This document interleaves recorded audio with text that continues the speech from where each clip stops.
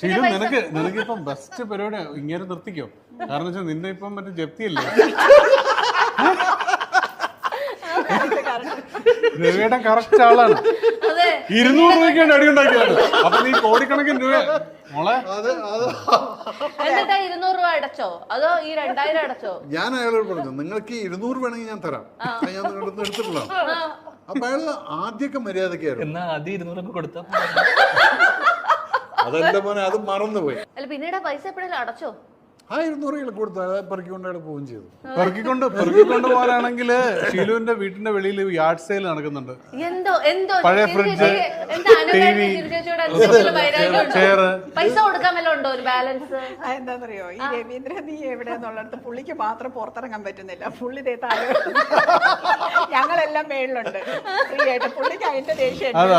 അതാണ് വന്നിരുന്നപ്പോ തൊട്ട് ഷീലോ നിനക്ക് അതുണ്ടോ, ഷീലോ നിനക്ക് ആ പ്രശ്നം. ഷീലു രാവിലെ തൊട്ടിതാണല്ലോ പറയുന്നത്. ഷീലുവിന്റെ കഥകൾ കേൾക്കലായിരുന്നു രാവിലെ ഉച്ച വരെ ഞങ്ങളുടെ പ്രധാന ജോലി, ഹോബി.